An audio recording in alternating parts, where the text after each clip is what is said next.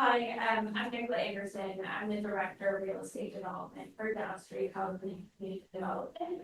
I'm not sure if this will take a whole hour, but this is a project that I really could talk for an hour or more about. But I'll start, so we're here today to talk about Marsh House Apartments. And it's really kind of focusing on neighborhood infill and community centered design. So this is a project that is currently under construction in downtown Waterbury. It started construction this past year in February, but it was a project from 2025 that I started working on in 2023. But before we get into the project, I figured I'd give you a little bit of background on Downstreet Housing and Community Development. So a little bit about myself. I've been with Downstreet for 10 years now, started in 2015. My whole professional career has been in housing and affordable housing. I first started in the services side, and now I develop affordable housing and really fixed income housing. With Downstreet Housing Community Development, the mission is to strengthen the communities of Central Vermont by creating permanently affordable homes, promoting equity and inclusion, and connecting people to the resources and services they need to thrive. And so for housing, and there's a few different solutions that we bring to the table. We have many different departments. So I'm real estate development. So I develop housing, new housing. We have our portfolio, but also old units, low rehab, and great new housing. Then we in-house also property manage. So we own and operate all of the buildings that we develop. But then we also have a home ownership center where we have affordable equity, that's affordable home ownership opportunities. And through our home ownership center, we have down payment assistance programs and financial wellness workshops as well.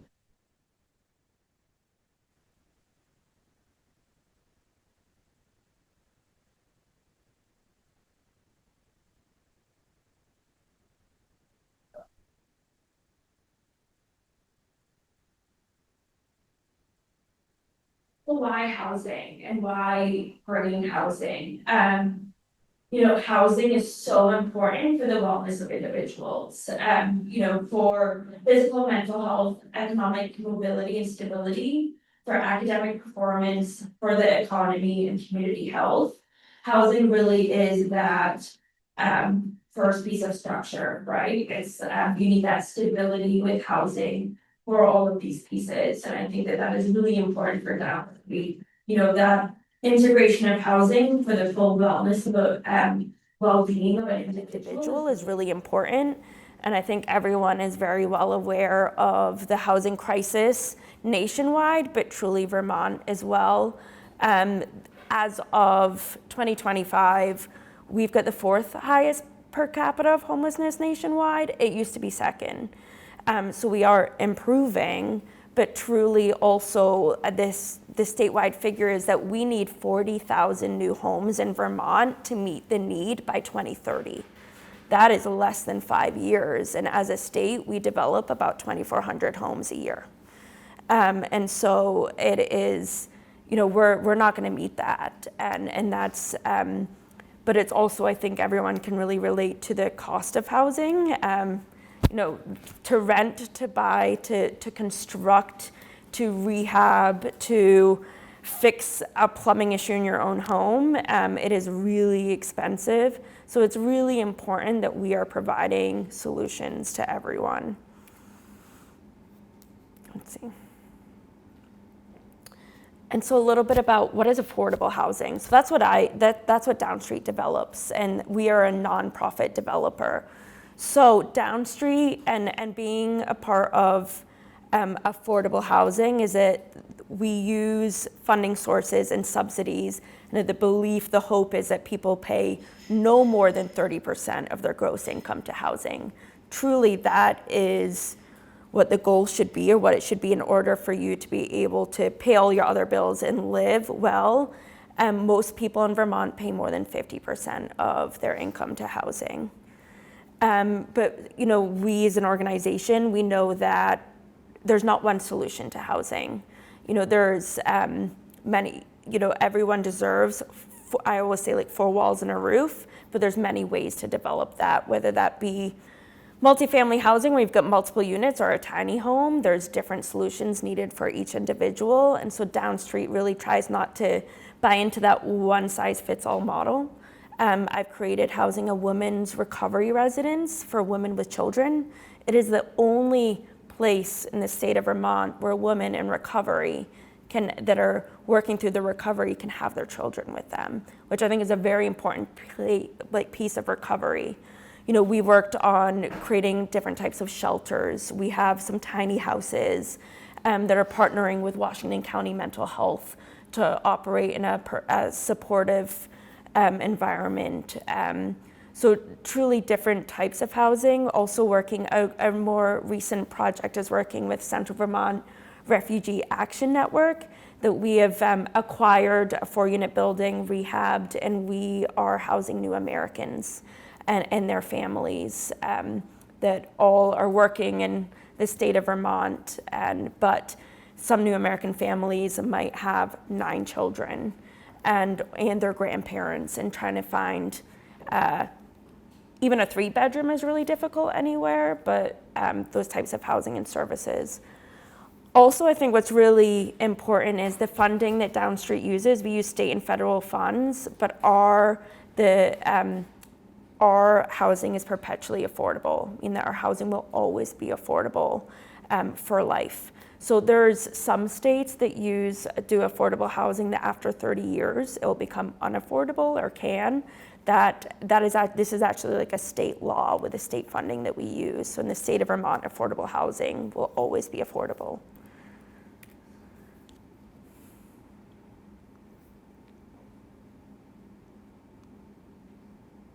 So this is a little bit about the process I have to go through with development in the housing. So this is really when I'm developing a project, and this can be a 4-unit building or a 30-unit building. The most I'll usually construct is 30 units, but part of real estate development it's a long process. A project that we just opened in Berlin, I started working on in 2018. So that process really took 7 years through design, figuring out the need, I'll work with organizations or towns and municipalities, trying to get that site control and design. Feasibility permitting can be something. There's, the state of Vermont and Act 250, I don't know how many of you are familiar, have changed, some of the state permitting that is making it easier for nonprofit developers. But there's quite a process that we have to go through the design, but then funding. So as a nonprofit developer, all of our funding is state and federal fund grants and loans and such. And the project I'm going to talk about, we had 13 different funding sources on them. Some of these funding sources, they only have 1 board meeting a year. And it's trying to, match this cycle up, but also if you don't get awarded in that year, you're waiting a whole other year. These are very competitive funds. And then, going through permitting, which I'll talk about in this project as well. So it is quite a process, and every timeline for every project is different. It's really challenging, but, I think for real estate development, for any type of construction, it's a very similar process for all projects but just will have different sizes a part of those stages. I would say that we spend a lot of time mostly on the feasibility work. Like we'll do feasibility, and that really includes like doing a code review, doing preliminary designs in order to get to funding. But then the design development process, bringing architect and construction managers on, really for us, it's about making the numbers and design work as well. But we also work really closely like with Efficiency Vermont and such. So now getting into the fun part. So this is the project I'm going to talk about today. So this is Marsh House Apartments, which is located in 51 South Main Street in Waterbury. So I'm here with Downstreet. We have another co-developer, co-owner. It's Evernorth. They're a statewide organization. And so I want to mention our architect team, which is GBA Architecture and Planning, because they've been such an important partner through this process. Because when I talk about this, you'll then understand the amount of community involvement that we've had for this project. But I just drove by our building on my way here, and the picture to the left was taken like a week and a half ago, and now the front facade is completely done. But it was nice pulling these pictures out of an actual picture, but then also for the designs that we used through the planning process. But for Marsh House Apartments, we're developing 26 units of affordable housing. We've got community space for the residents, and we've got an office space that will provide 24-hour services. So what's really interesting about this project is that we've got 5 units that are designated to those that were previously unhoused, but then we also have 3 units that are designated to those with intellectual and developmental disabilities. So they will have individual apartments that are outfitted everything just like our other residents, like all residents, but there is an office space that is outfitted like an apartment. It has a kitchen. It kind of is designed like our 1-bedroom apartment, but the bedroom can kind of be used as office space, but the ability for a service member to stay overnight. So it will, and we're partnering with Upper Valley Services to provide services for these residents. So they will, with our MOU, they'll be able to, through our process, bringing those residents to 3 units, and they will take care of the services. So depending on the needs of those residents, there could be someone in a 2-bedroom that has 24-hour live-in care. But there also could be individuals that are more independent that just need checked in on, or there might be a time where they need overnight services, and that office space is designated to Upper Valley Services to be able to provide those services. And so this is new. We are the first project statewide that is designing this way, but there is a real need for adults with intellectual and developmental disabilities for housing in the state, and there's a lot of recent energy in the State House. So we, as Downstreet, have come up with this type of solution, but also are working on another project with Upper Valley Services for a project in Randolph. It is a home that it will be full-time live-in care for 2 individuals, but we're just project managing it, we're not owning it. But this was all part of, so this really does show the type of housing and different types of housing that we'll provide. And this was definitely part of our feasibility work for here, but part of the communication with the town of Waterbury as we were going through the process. So let me go. So neighborhood infill is a strategy. So this is our plot. So we're located in South Main Street in Waterbury, downtown Waterbury. And so I will say before this project came to fruition, I met with the town manager of Waterbury every 3 months. He would reach out and and that's part of, some communities are doing that, keeping that idea of we need housing, these are plots of lands that we're looking at. So I always say this, it's really, honestly, I think most projects fall on my plate. I am not the one that's hunting for projects come to me. And so it was July 2022, I met with the town manager and the planning manager for Waterbury, and they said, hey, can you come? We're gonna go look at 5 sites in Waterbury, and you tell us where you can develop housing. And then we'll figure it out as a community. It's like, all right, so showed up and we walked around the town of Waterbury at 5 different sites. We looked at a site that was right next to the railroad tracks, and I was like, absolutely not, this is an environmental disaster. Looked at a site that was up a hill that I was like, there's no way for parking, a really narrow site, just trying to figure out how to develop. Looked at a site that was just really small, would not get many units. And then, we're looking at 2 sites, one that is in the floodplain on hospital lot, the campus lot, and then this lot here, which was an underutilized parking lot. This lot that we're looking at used to be the town offices building that flooded in 2011 with Hurricane Irene, for those of you that remember.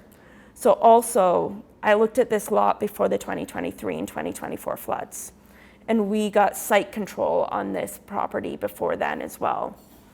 So when I looked at this site in 2022, the town had taken down the town offices building. I think it was like 2021, 2020. It was during COVID that those buildings were taken down.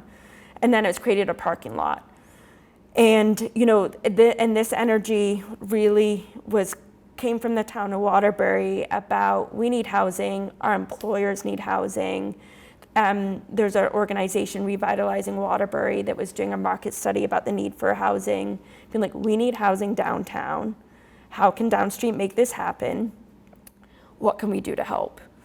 And so it was really, and then, so they brought this site to us, which is really nice.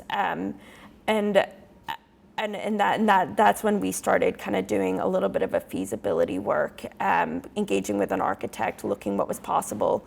Truly, it was between this site and even the other site that was in the floodplain, but Waterbury did not have site control on the other site. The state owned it still, and so nothing was going to be able to happen quickly there.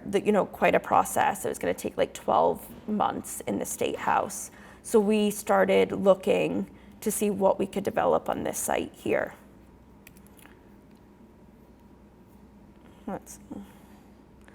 And so this is where the community engagement begun. So this picture, and there's information on other slides, but I'm just gonna back it off here. So this site is in the Edward Farr Utility District. So within the town of Waterbury, there's a utility district. And in order for us to gain access to this site, the utility district needed to do a vote in order to sell that land to Downstreet. And so, I honestly do not know exactly how many people were in the utility district, but that's what started. So it became this process of there needs to be a public vote. And this is everyone that showed up for that hearing. So this is October 2023. And 273 people showed up in person to vote for this, and it's the biggest public vote that the town of Waterbury has ever had for people to show up. And I'll get more into the why that many people showed up. Yeah, so 277 people. So we had to have this public vote, knowing that Downstreet started having some public meetings, sharing people so we got some preliminary designs about the project, really about, and we had to pull things together and start talking to the neighbors and figure out what the needs were. And we have documentation about the need for housing, but once you start getting public about what you're gonna do, a lot of opinions come to the table. So we sat down, we met with the neighbors, just the actual neighbors, but very quickly in these public hearings, it was like, oh, we need commercial. We want this here, we want that there. And it's very hard for housing us to develop commercial. But as words were getting out and we were explaining what we're gonna do, there became some NIMBYism. They're not in my backyard. Don't put that building right here, put it over there, put it behind. We don't need those type of people here. So very quickly, the community members of Waterbury, of EFUD mobilized. It was incredible. What the community did was truly incredible. We had a total of 5 public hearings to share information about the project, about who Downstreet were, the people that we serve, what the project will look like, taking opinions, things like that. And the community members it was in this parking lot, someone set their trailer out with a big sign saying no to this housing project. And people were marching up and down the streets of Waterbury with signs saying vote no. So the community members of Waterbury went door to door in EFUD, knocked on every single person's door that lived in that district. They posted in Front Porch Forum. People volunteered for free childcare the night of the vote so that people could come out to vote. It was truly incredible. We had, the owner of the reservoir was coming, and like Prohibition Pig, they were coming out to our meetings to talk about the need for housing for their employers. It was truly incredible the amount of people that came up and were really passionate about it. So at this public vote, 277 people showed up to vote, 75% voted in favor of the project. Truly, we were really blown away when suddenly the very public no came out, but I was truly blown away about the community involvement and the passion for people to make this project happen. Also the fact that I didn't have to carry the energy.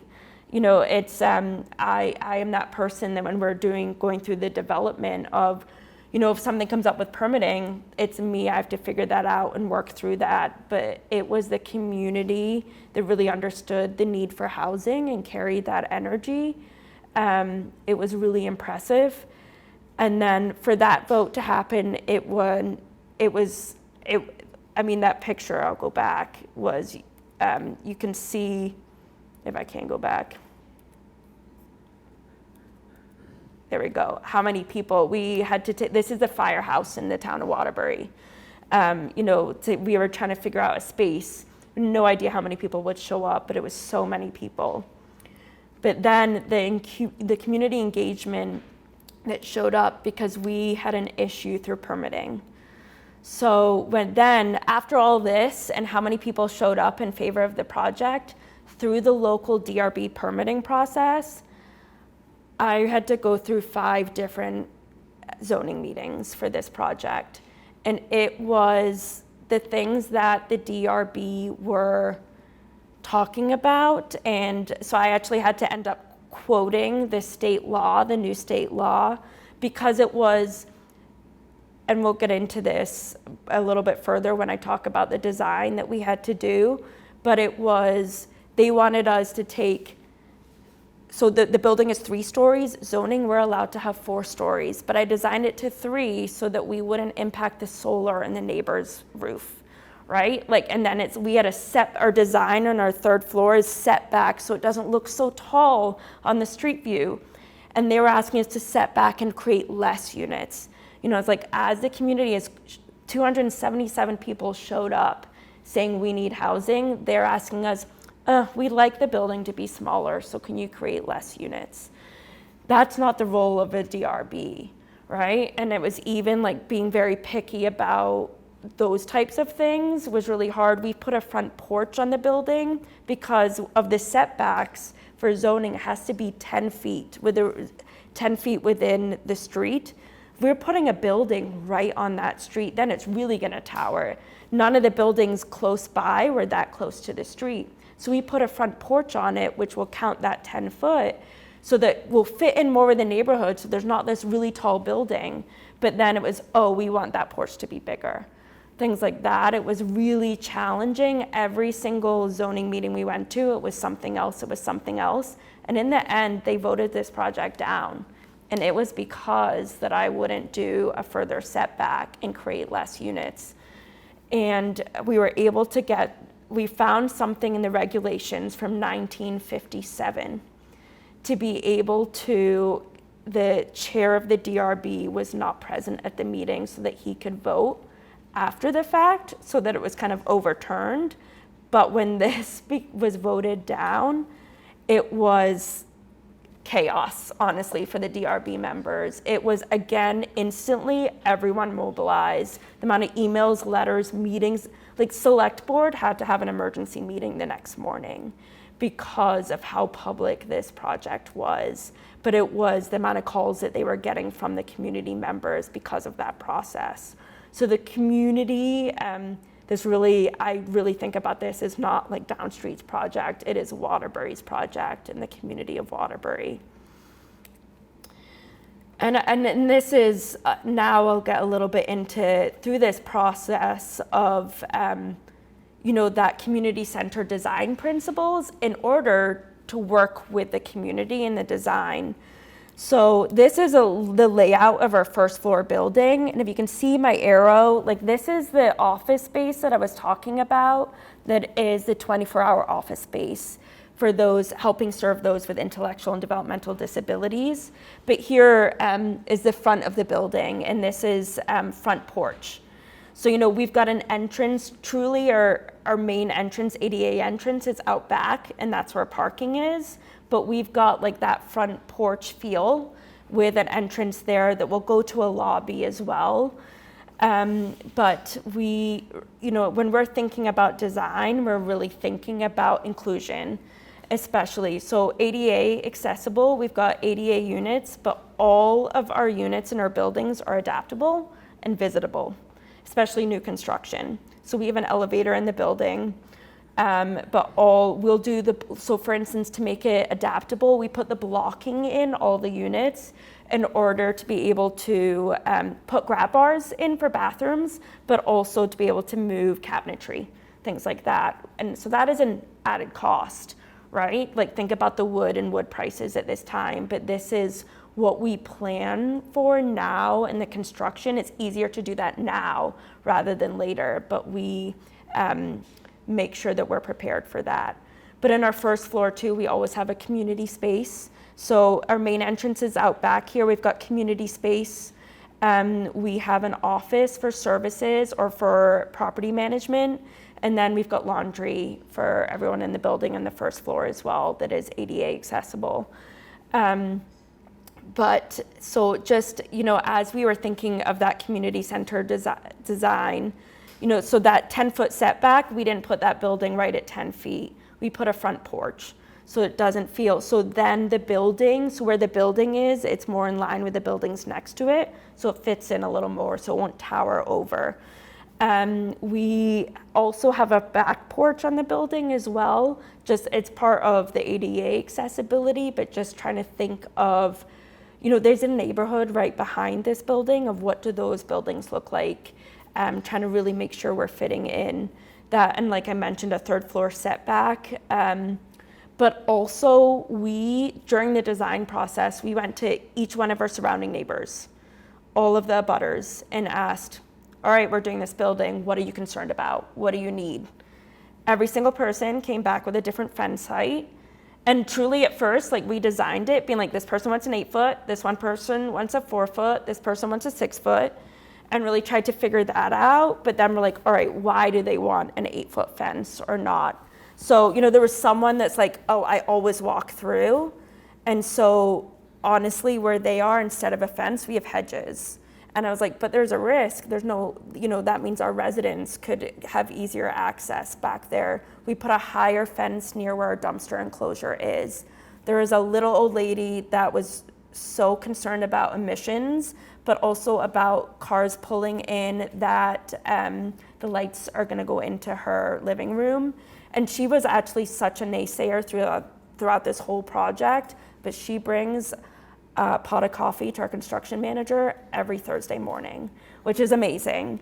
Like things like that, like it's, we really tried to ask and accommodate and figure out, like we really were thoughtful of, okay, where's our EV charging stations gonna go then?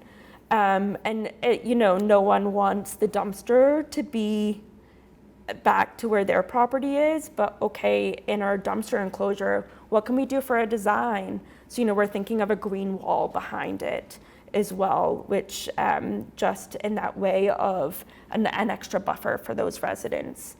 But going the door to door, we can't accommodate everyone, in the end, I don't have a 8-foot, 6-foot, 4-foot fence because also people move.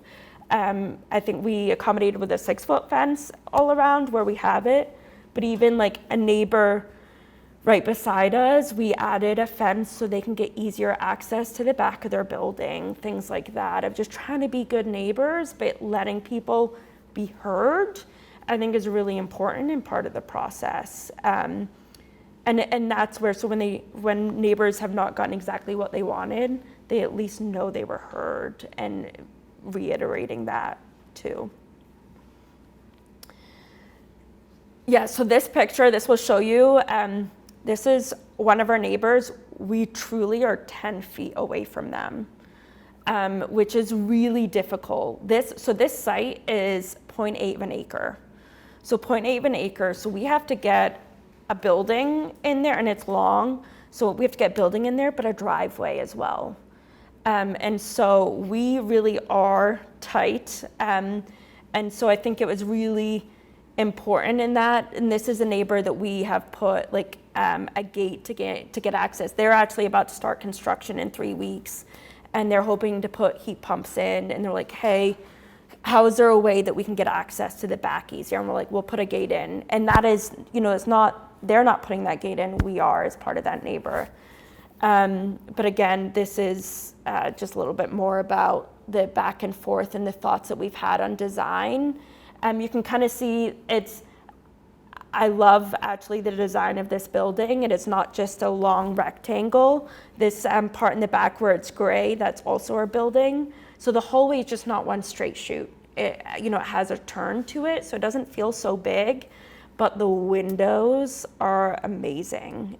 We've got some really beautiful big windows that let in so much light.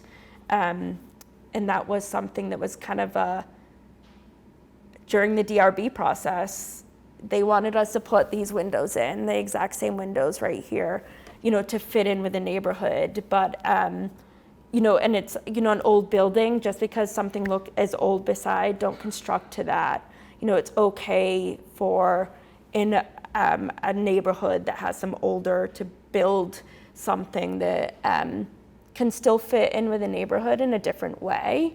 And that's why we have the brick facade. That's something that we committed to in the design regulations for Waterbury. Did we need to have a brick facade? No. But this is where we tried, along with that front porch, was that building beside us is brick. There's buildings across the road that is brick. Let's put a brick facade in. That's adding project expense to us, right? Like, brick is not cheap. But that's the way that we try to think about design. What can we do in order to fit this in with the neighborhood more? They really did not want us to have a flat roof, but it was also, we really were committed to electrifying the building and putting heat pumps in, and really, with that, having rooftop solar. And so, they were and trying to get to that conversation was really difficult, but so it's quite amazing, like the conversations you have to have.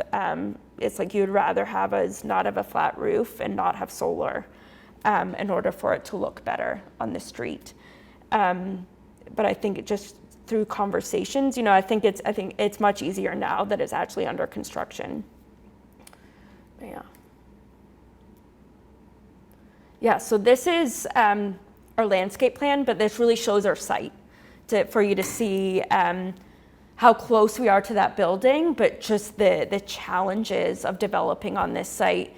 So actually up here in the top in the north, this is all utilities. This is like the utilities for this is the Comcast box. This is everything for the whole town of Waterbury that we had to move for this project because it was about here on the driveway.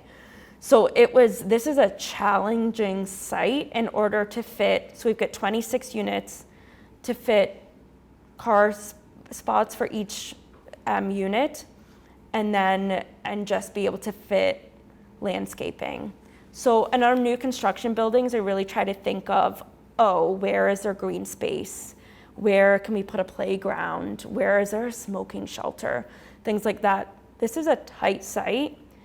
There is a playground and a park 1/10 of an acre away. So when I was designing this and thinking about this, I was really trying to think of, there is a playground 1/10 of not 1/10 of a mile, not 1/10 of an acre, 1/10 of a mile away that a parent can walk with their child over there. But with our porches, being able to have seating, having some picnic tables outside where possible. It's hard where this is grass area, there's actually a swell for stormwater. So it's really challenging to even put like a picnic table out. And so it is, but this is a downtown, this is what we would call a downtown in Vermont. And so, if you're in Boston downtown, do you have picnic tables outside? Do you have a garden? Do you have a playground? No. So we have to think about that during construction and design as well. This is where we put our dumpster enclosure up in the corner, and making sure there's accessibility. But this is, it is a very tight site on here in order to fit units.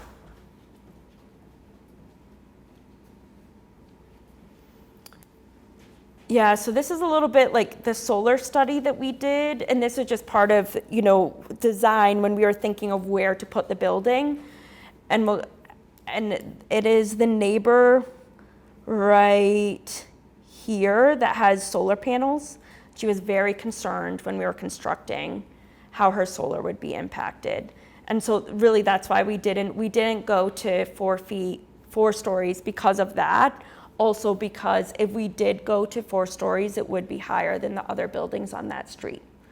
So I was hoping that we would people wouldn't think our building was too tall or towering over. This one kind of shows August 10 a.m., August 5 p.m., and this is December 10 a.m., and this is incorrect because it's December 3 p.m., and really it's like much darker there, but in December, you're not going to get much solar anyways at that time. But it's like, these are the levels that we went to help talking to neighbors about what the impact of the project would be as well. Yeah, so then climate and flood resilience. So this lot is in the floodplain. And in 2023, how many of you are from Vermont? Okay, so 2023, 2024, central Vermont were really hit in the summer by floods. And it's in the communities that I served. So for instance, my office building is in downtown Barrie.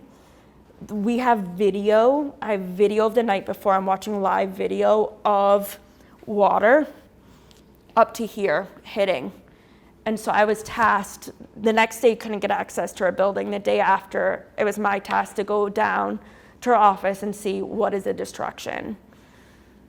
Go down, and it only entered 2 feet into our building in the very back. And that is because we know how to develop in the floodplain. And it's just like flood mitigation level ways. In downtown Montpelier, we have a building, if anyone familiar with the transit center, it's 1 Taylor Street. We own that building, we developed that building. Our housing is up top, but there is pictures of the 2023 flood of water completely surrounding that building, but it did not go in because of the way that we developed that housing. So then this lot is, and that's why Hurricane Irene in 2011, this was the town offices, it completely flooded, and they took this building down. Our architect lives in Waterbury. 2023, I was like, put on your rain boots. I need to see where the flood is. So this is the FEMA flood map, exactly on our lot. And so the water during that flood, it was completely flooded back here where the parking is, where this building will be. It's not. But we also develop our base floor is 2 feet above base flood elevation. So it is that is part of our water mitigation and stormwater plans. There's other things that we do with landscaping, but partly is we design 2 feet above as well. People's cars will not be safe, but the housing, people will be in their apartment dry. Our mechanical systems, our electrical systems will not be affected if there is another flood, when there is another flood, truly at this site. And so it is that, it's something that and then so 2024, there was another flood the exact same day. The flooding happened, if you all remember. Again, I was like, architect, sent him to the site. I was like, get some pictures, because I knew we were partially funded already at that time, and I knew our funders were going to come back and saying, hey, like, I don't know if we can develop in the floodplain, this is really bad, what are we doing? And I was like, get a picture, show us where that water is, and I was, where is it impacting? And it really did stick with the FEMA flood maps. But again, the conversation is, okay, so if it floods again, what are you doing? And I'm like, we're developing above mechanical systems, electrical systems, everything will be safe. People will be able to be in their homes and be safe and not be affected. And yes, it might be outside, might be challenging, the roads may be flooded, things like that, but people will be able to be safe in their home, and this building will be safe as well. And so it honestly, when you think about our rural communities are all in the floodplain. And so it's understanding, like, it's a choice as a state. Do we just abandon all of these communities, or do we learn how to develop and revitalize these communities? And I think there is a way to revitalize these communities and develop smart. And I think that's what Downstreet has been doing. And it's like our buildings that were flooded during the floods were old buildings that did not have any flood mitigation. And it was mechanical systems. It was, the heating and hot water and everything in the basement, and electrical systems that were flooded. And trying to bring that up in these historic buildings are so challenging, but in new construction, doing it right, thinking about it now, that's a priority. And I think there's a way to do it and do it safely as well.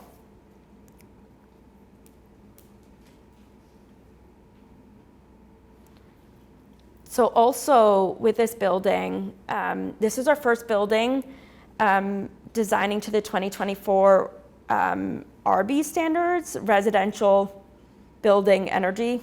Oh gosh, I'm butchering that.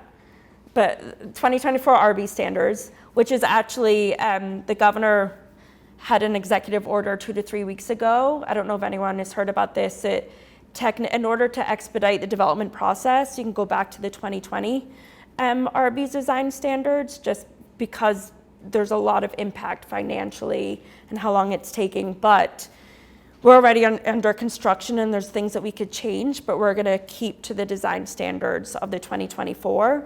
So that is, if you're using, really everyone should be constructing this way, but there's more stick tape. We're using state and federal funds, but we develop high performance building envelopes. So this building is all electric. It is my first building using heat pump hot water, or heat pump water systems, and that's really honestly even part of the downtown. I don't have a place to bury a propane tank, things like that, but which is really exciting. I think that this is where we need to be going, is electrifying our buildings. So we always design when we have electric buildings to solar ready, but honestly, not just solar ready, putting solar. So all of our rooftop is full solar. Everyone's gonna have a heat pump. But also the things that are kind of challenging with the 2024 that I think is a little bit ridiculous is that for every parking space that we have to provide, we have to provide the conduit for electric car charging. Every single spot. So, and who are the people that are actually doing it? It's a nonprofit developers. Conduit is not that expensive, like doing that, but it is not really people that are living in mixed income affordable housing that are gonna have the electric cars, but we're planning for the future. But with that, we're not putting in charging stations for all of the spots. We're putting in charging stations usually for 2, maybe more, 2 to 4. But the conduit is there at this building for every spot for electric charging. We have balanced ventilation, 100% LED lighting, and occupancy sensors. So these are just the things that we're thinking about in our envelope. We also in this building, because of where our budget came in, we've got triple pane windows, which is my second project putting them in. Honestly, the price is getting easier and easier. Triple pane windows are getting cheaper, and it is amazing the difference, honestly, for sound, but how tight our buildings are. They're warm. They're really warm in the winter and warm in the summer, and that's really why then that we need to be providing air conditioning. I feel really strongly about that, just the way that the climate is going. I remember what summers were like 10 years ago. We used to have like one really hot summer. Look at this summer we just had. And so planning for that and making sure that we're providing adequate, safe, but housing everyone wants to live in. And so this is a little bit about and this is me nerding out, but our building envelope and air tightness. So part of the 2024 RBs is that we have to do testing for each unit. And so we were like, oh gosh, do we still do that? And we're like, you know what, we're building a tight building, let's get that done. So that's part of the air barrier. And we just did this testing. So this is an example of one unit. We decided to do one unit first, and there's some pictures from a report that I thought would be really exciting that you can kind of see of what everything is part of, just how tight and where we're taping these buildings. But it's about like, for the blower doors on the bottom, right, no one's seen a blower door test before. This is what I remember the first time I was part of one, it was like a building that was 7 units, and I had to like climb through the hole to help out. It was really exciting. Now I'm like, oh, this is all news. But so we just did this one unit to test it first. But you know, this is a fog test. So getting that, and this is before we've got any insulation in, but we got one unit ready in the top floor, and we're like still the floor before, we're still putting mechanicals and stuff in. But the taping from the outside and the sheathing, you can see a little bit from outside, you know, the zip system's on. So this is our front corner unit, because this is the setback. But these are pictures from the report of just showing where all the tape was. So we've got a fog test going on right now, and there's no fog exiting the building. And then here's some more pictures from inside the unit and outside the unit. So just, you know, this is the third floor, that junction up here of the tightness for the roof, and then the tape along the windows. It's pretty incredible what we're doing for that air barrier. And so, but this, you know, the zip sheathing for the outside before we're putting on the siding. So this building, officially, the siding, not official, the siding is like 95% complete at this time too. So we just did that, but getting that air barrier, all of this detailed work before we're putting the siding on. This building is so tight and so detailed orientated for this as well. And so they come in and expect it. So, you know, we'll do the testing, but Efficiency Vermont will come to our site like every 2 weeks to do tests and look through when we're under construction as well. And yeah, so this is our solar array. So this is the rooftop. This is the solar, the design. It is so important to electrify our building, but it is so expensive. So we include the electric as people's rents. Because so when we put this much solar in our building on the top, it only covers about 25% of the total electric cost. So, you know, solar, and this is not including the heat pump hot water. So I'm actually not sure. So that's normal. Normally it's about 25%. So it's hard, like it is really expensive. These electric bills are high, but we're not putting that on our residents. And there's many parts to that, but it's this much solar. So when I go up to the roof and I'm looking around, you're not able to walk far. And so that is the one thing about, as Downstreet, we've been like, all right, solar farms, trying to investigate like what is next, like community solar, things like that. There is a need to make this more affordable to operate, because that's what for us as an organization, it's the cost to develop, right? Like this project, 26 units, cost $15.3 million to construct. That is a cost per unit of $588,000. That is so much money. And that's part of being a nonprofit developer. Like, we have to follow the Efficiency Vermont design standards. We're choosing to put solar on and pay for that. We're choosing to do the heat pump hot water.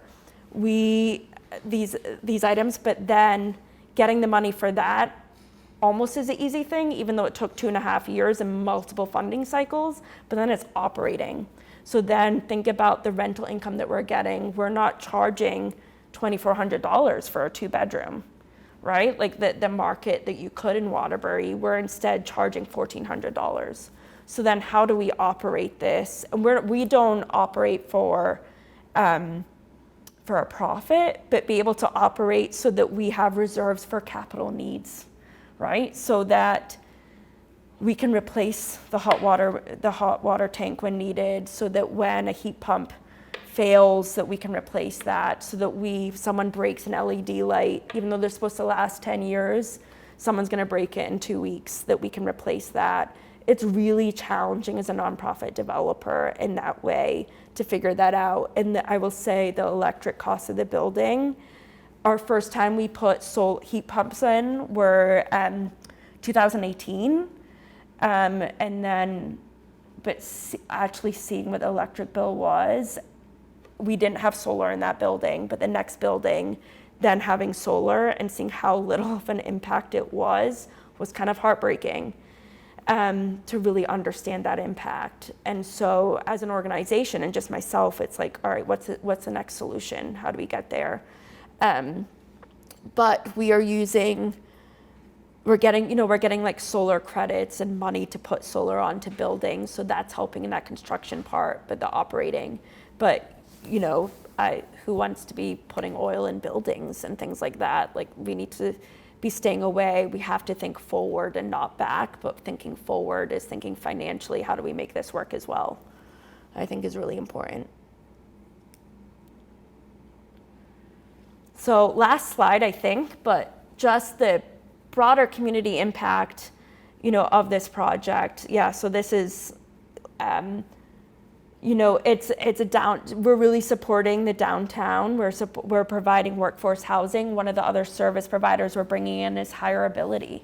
So we've got a contract with Hireability to be able to work with our residents to, provide resume building classes, but also connect them to local employers. We're just supporting the downtown and local businesses. Every community needs housing. Waterbury has spoken out that they need workforce housing. They need people working in the restaurants. Every community does.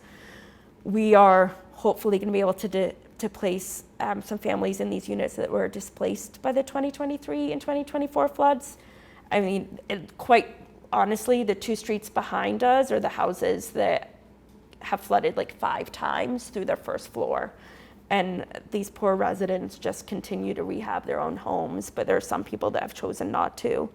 But we are this long-term resiliency. We're keeping these units perpetually affordable. So this is 26 units in Waterbury that will always be affordable housing and good quality affordable housing, and just that resiliency and sustainability. And yeah, that's the end of my presentation, and I made it basically an hour. Yeah, thank you. Any questions? Well, I have one for the windows. Yeah. What's the company you use? Oh, I think these are Pella, I believe. Usually we're between like Pella and Marvin and our historic, but I believe these are Pella windows. Okay. Yeah. Do they open? Yes. So with our heat pumps, they don't open. They're the awning windows. So it's not. They're big. So honestly, small space that opens. I would prefer to be able to open more. I love some fresh air, but it's also a safety thing in our technically zoning. Second floor and above, and this is every community, should only open 4 inches for safety. And that's nothing either when you think about it. So awnings tend to actually be safer when you're thinking about housing for kids. Yeah. What's what's the maximum AMI for units? Is it tiered? And then how are you choosing your residents? What's the priorities? Yeah, so our maximum AMI in this building, we've got area median income. So area median income is 80%. Okay. And how many is there lower? Are all the units 80? Or? No, we've got 30 to 80%. So we've got 5 units for those that are previously unhoused, so that'll be like 30%. We do have 6 project-based vouchers for this building if the state still has them. I don't know if we've heard about federal project-based vouchers being taken away. So we do have a contract for them, but it depends if they will be available in June when we'll start leasing up in June. But so most of them are about 60%. So 60%, for example, would be a 1-bedroom, or a 60% would be 2 individuals making about $55,000. So that could be a single mom and a child, or it's 2 people. And so it's weird, it's hard. Our compliance department is incredible, how they have to match that up with income into our units as well. But we're a mixture between 30, 60, and 80%. And do you have a priority towards Waterbury, a priority towards, how are you running the lottery? Are you running a lottery? What's that? Yeah, so technically with fair housing law, it's very hard to have priorities. So that's it. When we have public hearings, everyone's like, people want to say prioritize people that currently live in Waterbury or currently work in Waterbury. We can't do that in that way. The way that we can market it easier to businesses, we can directly reach out to businesses and say, here's our process, applications are due at this point, you can market it that way. We figured out a way to kind of prioritize those that are being affected by the flood, like if they lost their housing, but it's hard to be like, oh, people currently working in Waterbury get first priority. But in a way of marketing, if we send it out, there's ways to almost prioritize. So, I mean, through this process, we also no longer as an organization hold wait lists, because people were on the wait list for like 10 years or would have a wait list for this community and then they moved out of state.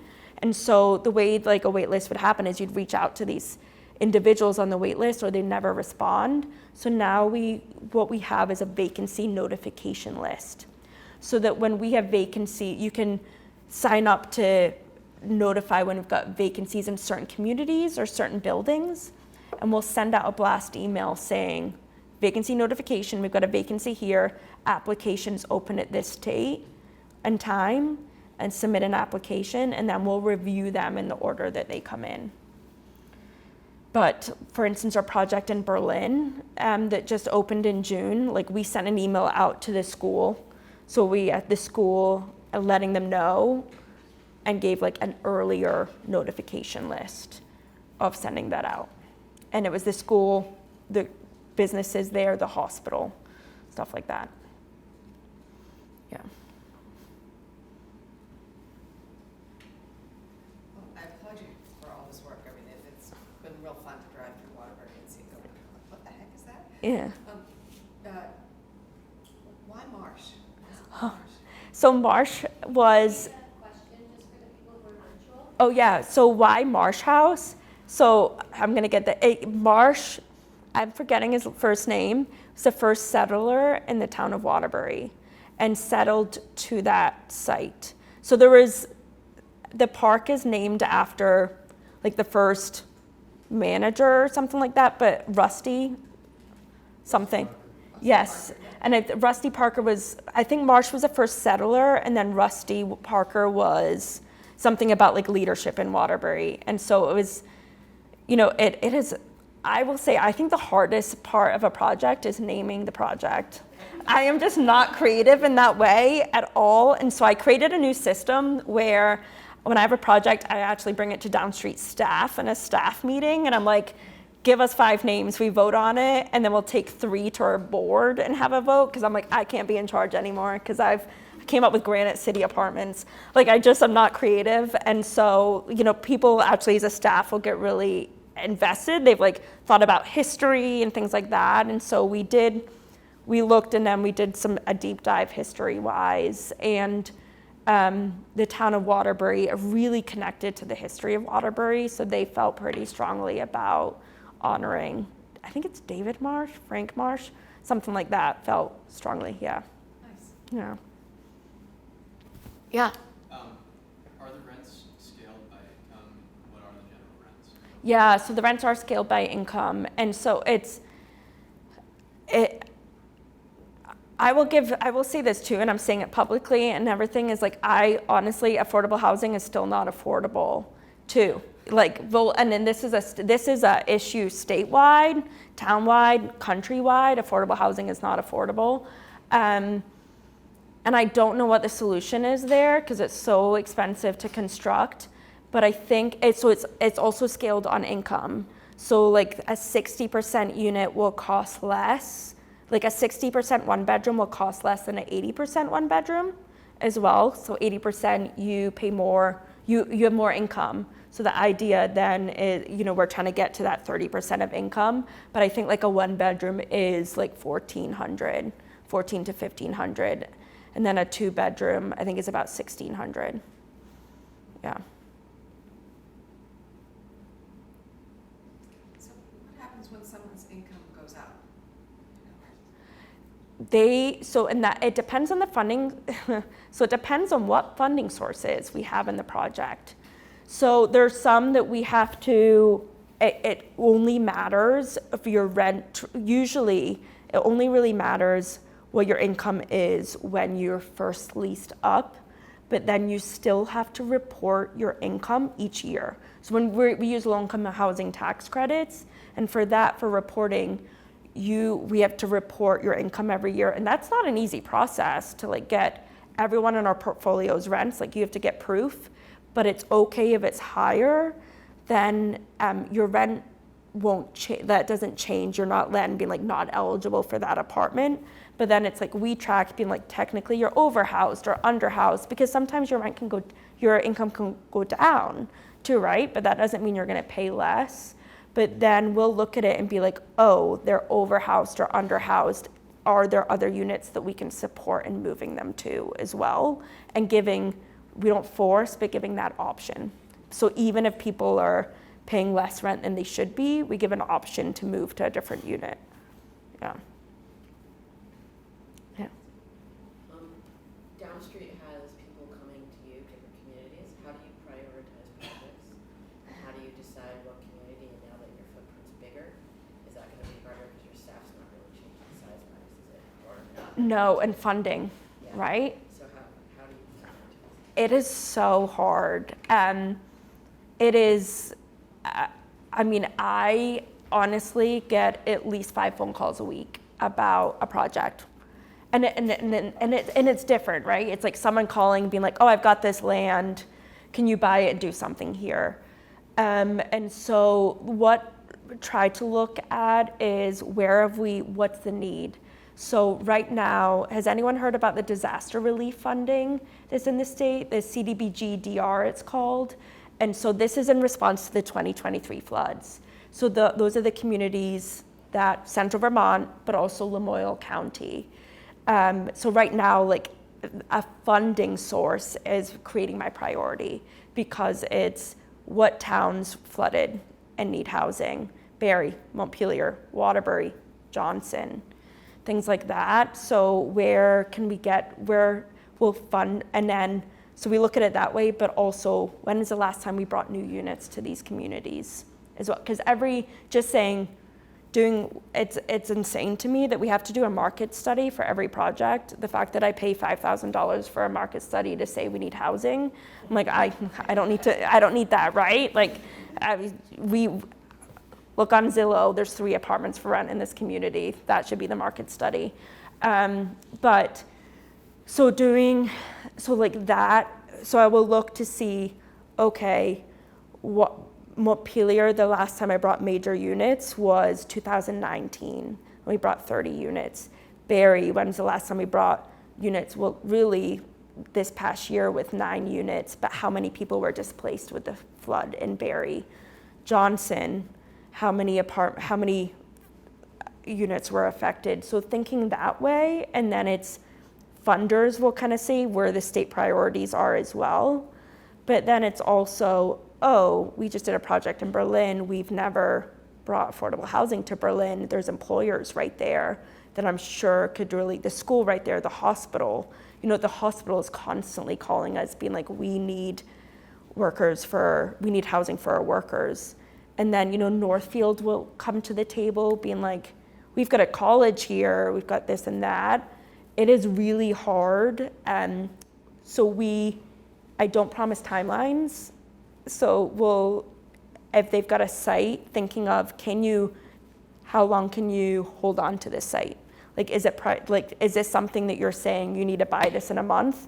Because even if I put 100% effort into it right now, it's gonna take, we don't buy property or the land until we're fully funded and designed at the end. So it's a year or 2 out, things like that. So there's a lot of things to the table. I'm like, oh, is there infrastructure? Because if there's no infrastructure, that's gonna cost an extra $400,000 or more. So it's difficult. There's a lot of different things that weigh at the table, but if something's really intriguing that has these items, it's how long can we hold? We need to do a feasibility study. What's that gonna take to make this feasible? And then it's really thinking of what can we absorb unit-wise in these communities? And is it on a bus route or things like that the funders think is a priority? It's so like I'm working on, it's normal to have like 3 to 5 projects. We right now are doing work on 13 different projects, but then there's like 5 to the side that could happen in the next 2 to 8 years. That's more dependent on public funds then. Yeah. How many units are in a typical development? Yeah, so there's a sweet spot. It's sweet spot funding wise. I'm just thinking, so for this project is 26. One that we are just finished in Berlin is 30. I would say for new construction, 26 to 30 is kind of a sweet spot that we figured out. Yeah.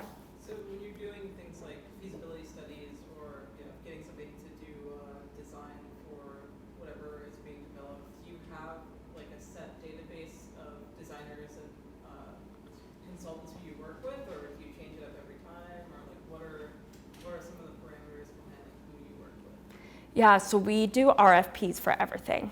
So we do RFPs, but then I send it, and we have to publicly post that, so that's in the newspaper. And this is part of using federal funds and state funds, but then I'll also send it out to like a list of architects I've worked with before, and then the same as construction managers and engineers. And then, we'll have like a rubric for selecting, yeah.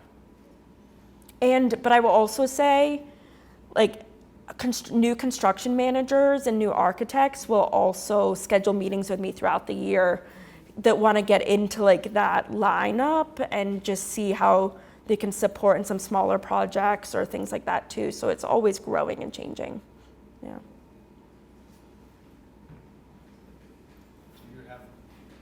Do you have a preference for new development over renovation of existing properties? Yeah, it's funny, we were talking about this at dinner. This is only my second new construction project, and I've been doing this for 10 years.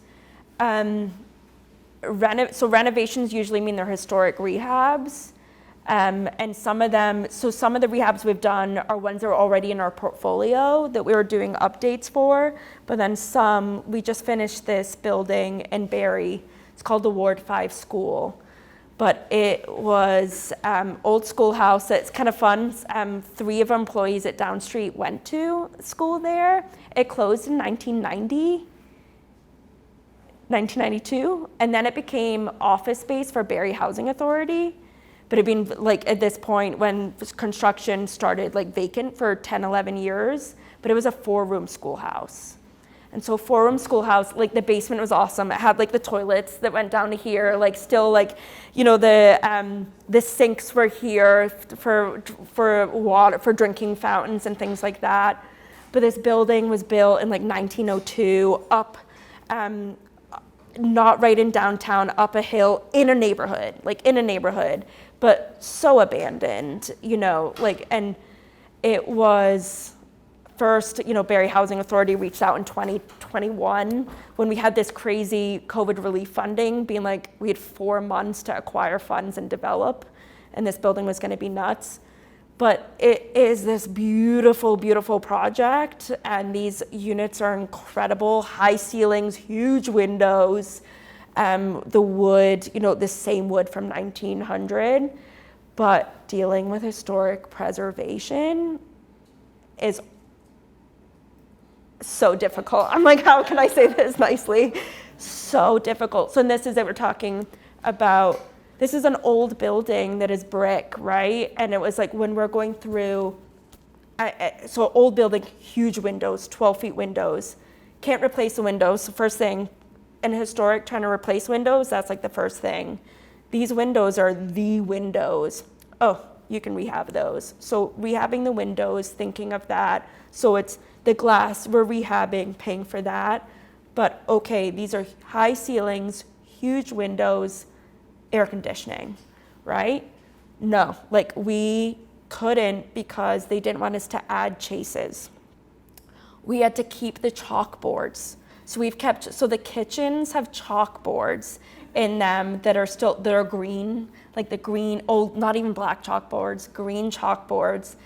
So keeping chalkboards, but then, we were able to get them taken out for the bathrooms, thank goodness, because I was like, that's where, you know, like, and I'm like, thank you. But then we got approval for the units to be able, and this is what's wild, to be able to divide some of them. So four units, 4 classrooms, we were able to, we preserved 2 of them to be a 2-bedroom. So it was that technically the classroom side. Then we could do two studios. The project was put on hold a little bit because of funding. We didn't get a funding cycle. So then when we re-engaged again with historic, they then decided, oh no, we're not gonna allow that anymore. It has to go back to preserving it. And now we wanna make sure that from entrance, you can see all 4 walls. So it's like we, have to have like a hallway to one side and see the back. And so it just, is so difficult. And then wainscoting, right? So it's like we're taking everything off. Insulation. This is an old building from 1900. Okay, so you're not letting us electrify, but how are we gonna insulate this thing? And it's all plaster, it's a disaster. It's a brick building. We need to do so much. And they're like, they're like, no, we can't build out they didn't want us to build out the walls at all. They wanted us to preserve how the windows looked. Everything. And so we had to prove that we could like take the wainscoting off and like insulate up and put the wainscoting back on. And of course, when we did that test on the one piece of wainscoting, we were able to take off without it breaking. But the rest of the building, absolutely not when we did, but then we had to replace it in kind.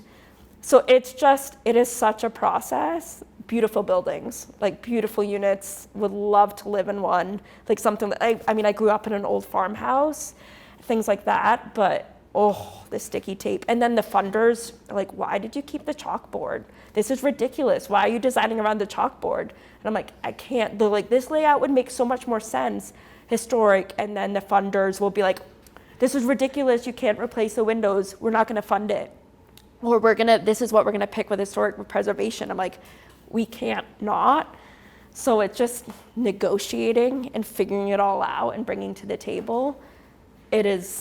No project is easy, and then every project has their challenges. And so like new construction can be, I've learned once new construction has started, the construction has started, it's, oh my God, it's so easy, like nothing comes up. And your contingency is usually pretty good, but like a rehab, your contingency is gone in the first 3 months. Yeah, but yeah.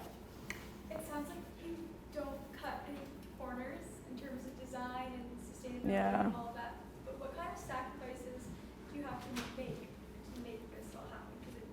sounds like too good to be true almost. No, that is such a good question.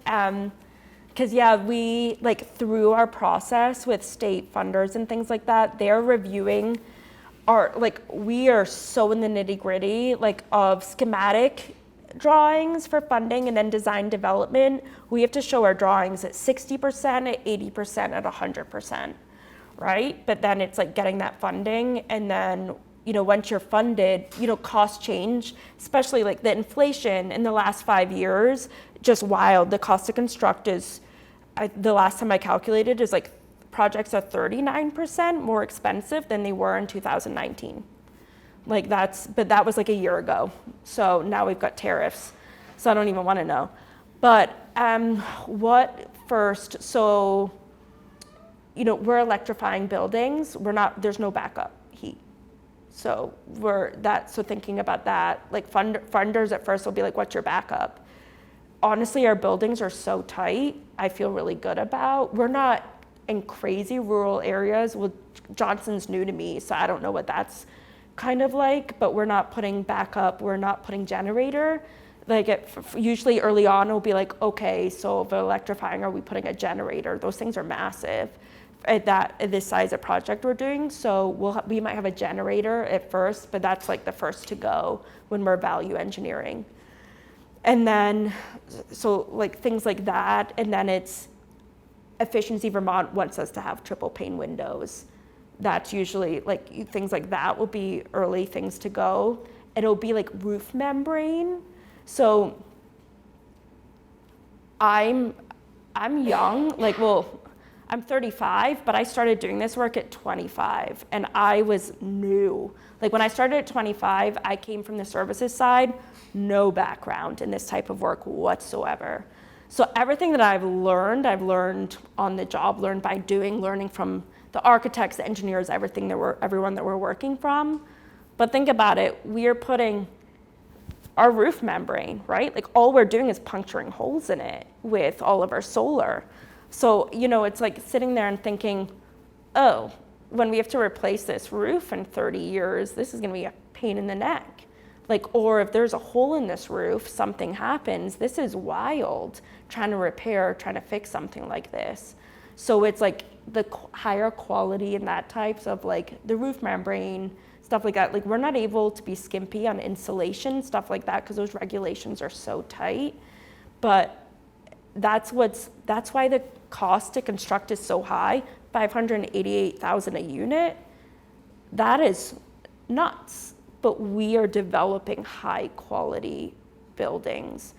And this is kind of the population that we're serving too.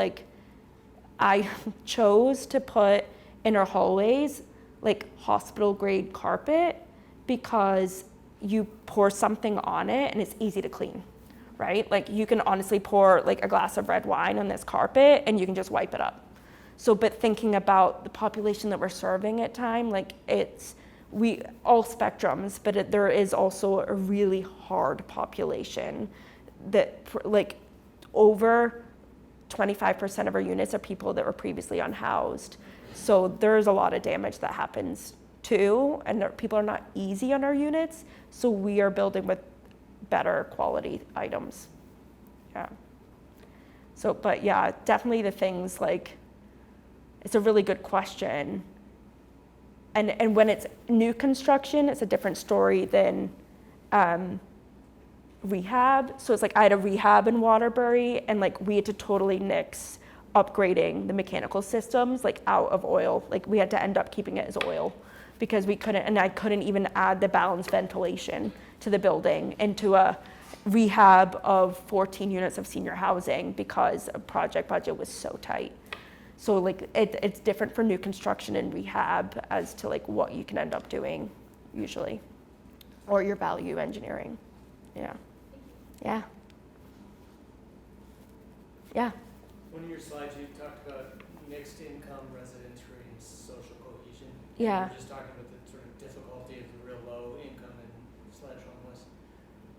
Do you have, is that statement backed up by experience that you've had, or, I mean, it's a nice idea. I'm wondering if you can talk a little bit more about what that vision means and how you see it working. different populations living together. Yeah. Yeah, so my background, so for instance, my background, or before I did this work, was I worked for a statewide organization called Pathways Vermont. So they provide housing first. So there's this like housing first model services. The idea is, and when you think about housing, it's housing first and then everything else. So how do you expect someone to be sober if they don't have a safe place to go home every night, right? So it's like, or using their meds, or being safe, or finding, how do you have a stable job if you don't have a home to go to? Things like that. And so people, and something that Vermont did very well, but we did not have a plan, was in COVID. When COVID hit, we put every homeless person in a hotel room, which is, everyone deserved a safe place, right, to be. But then what's the solution? At that point, suddenly we're just gonna take everyone out of a hotel room and make them homeless again? But we didn't start thinking on that day, what's next? Like, how are we transitioning? And so with this, so we have a homelessness crisis in the state of Vermont. I think that's really obvious, but we also have an opioid crisis as well.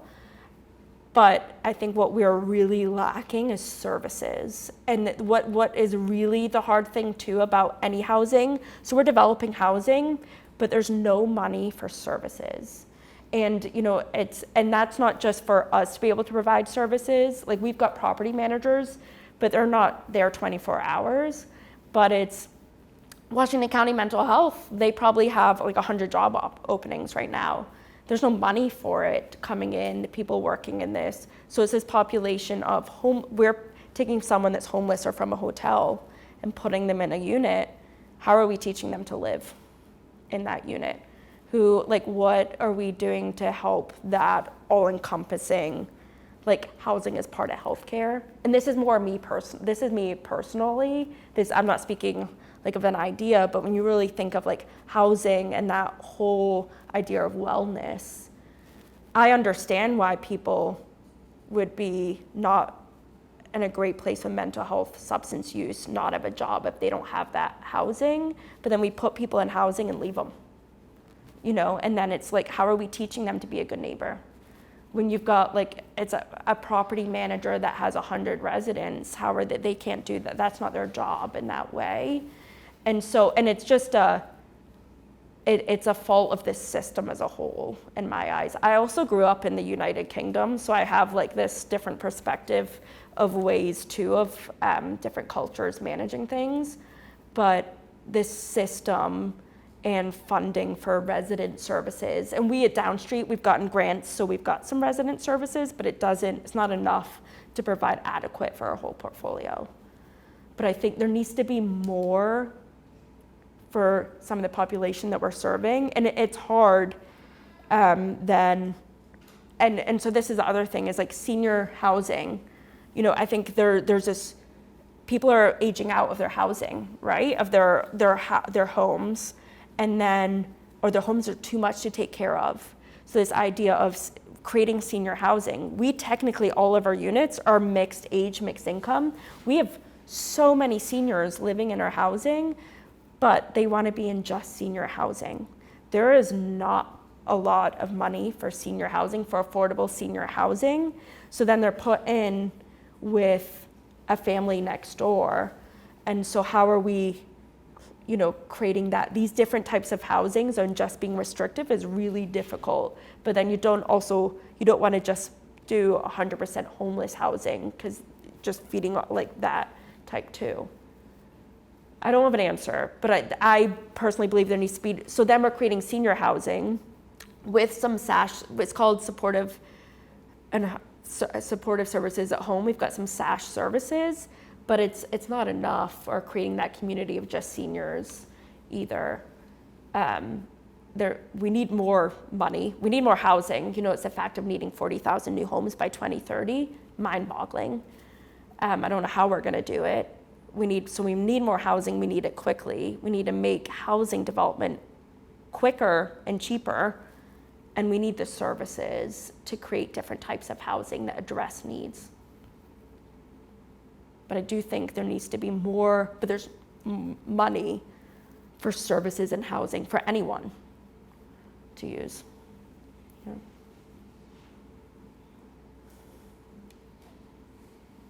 Any other questions?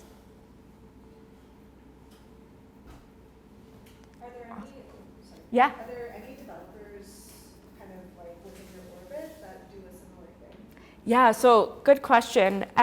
Vermont is very unique that, so yeah, I focus in central Vermont and Lamoille County, right? Like that's Downstreet's area, but I always say in Vermont, we are nonprofit developers split up regionally. So there's Champlain Housing Trust in Chittenden County and Franklin. We've got Wyndham Windsor. Then we've got Addison County Community Land Trust. So each area has their own nonprofit developer. So in a way, it's nice. We don't compete for the projects and funding in our own areas. We compete against each other statewide for funding, but it means we're kind of restrictive in a way of like how the capacity to develop in our area as well. But there's a total of 9 nonprofit organizations in this state, and we cover the whole state. What for-profit developers do you compete against for public funds? It's becoming more and more. So it's Summit and Chittenden County are really been the big one so far. They've not come to central Vermont yet because, and this is it, is that for-profit developers are coming to us and asking us to develop with them jointly because the market rents, like the cost to construct is so high, they need the nonprofit developer in order to get people to live in the building. Like the money that we can bring to the table of the state funds and that AMI of lower, they need that in order to be able to afford to construct. And the market rents would just be so high. Like it would be $3,600 for a 2-bedroom in Waterbury that people wouldn't then rent. So it's in private developers are not so interested in developing in central Vermont because they don't think they can get the rents for them based on because of the income, but the cost to construct, which is a good thing for us, but not a good thing. That's why we're not getting the housing. But then that's why like so much housing is going up in Chittenden County. You look at like South Burlington, I drive through South Burlington and there's another building, but those rents, man, they are not cheap. Like it blows my mind. And it's a real, Vermont's one of the highest in the country. Actually, I think it was the highest in the country I just read on like Forbes of like cost of income compared to cost of housing. The highest, yeah. Yeah. So those developers, they don't have to allocate a certain number of units to be affordable in order to get the permits to build? Technically statewide, like 15% of all new units are supposed to be allocated to those that were previously unhoused. Who's tracking that? And do they actually charge them lower rents? No one's tracking it for them. Yeah. You have a question? Yeah, so given that there's a need that far exceeds the capacity to build right now, Yeah. and it's the nonprofit developers have chunked out the state, is like kind of just thinking about how you attack that. Is it that we need more nonprofit developers that are doing the same thing? Is it increasing the capacity of It's more money. existing? And that was where I was gonna go. Like, at what point are we capacity constrained or money constrained rather in terms of funding out there to even do these projects? It's money. We have the capacity, we have the ability to do it, but it's money. So low-income housing tax credits, we're at small state minimum. So that's our major funding source. But we are also Vermont Housing Conservation Board, which is where we get most of our state funding. We're tapping that out every year from the State House. It's money to develop. And that's but it's also just hard, the cost to construct, how it's increased, right? So it's like the amount of money we're getting is not increasing, but the cost to construct is increasing. So we're building less with the same amount with the money too, but we need more. And so like at the State House, it's advocating at the State House for more money. Leahy was really strong for us in DC. We got, when ARPA funding, we got like $250 million in housing dollars that we spent through COVID so quickly on housing. Like we spent that, but we don't get those federal funds anymore. The disaster relief funding, it's about $62 million that's coming into Central Vermont and to Lamoille County for response to the 2023 flood. And like 40 of that is for housing and like 20 of it is for infrastructure. And that's how the state chose to allocate that. So it's, they're trying to any money we can get, we're trying to get and use that to housing, but it gets sucked up instantly. Like one project for this CDBG-DR funding, I'm applying for $7 million for one project, but I'm still using 4 other funding sources of state funds. It's not like if I was to do, I don't want to take 15 million for one project and then not be able to fund other stuff as well. But projects are costing more and more, which is challenging. Yeah, the capacity is there, we're able to do it, but somehow getting the money. Yeah. And then it's hard because the private developers, you try to buy new. My God, it's so expensive. Or just buying a house. Yeah. Does Downstreet do fundraising with like individual donors, or is it all? Yeah. So Downstreet definitely does fundraising individual dollars. We don't for individual donors. We don't normally for projects like for this, but we have for some projects. So we have for our recovery residents for women and children, we had a gap and we fundraised $400,000. We're actually building or redeveloping a nonprofit hotel, which really is a hotel for women, for families with children, to help hopefully transition. There's using like GA subsidies from the state to transition into permanent housing that we're fundraising for because we've got a construction gap. But we then fundraise ourselves for operations and different projects as well. But it's like when a project costs $15 million, it's not usually like someone's bringing $500,000 or $1 million to the table, but it's like, a $50 donation. It takes so much money for not enough work, so that individual fundraising's hard at that level. Yeah. Any other questions?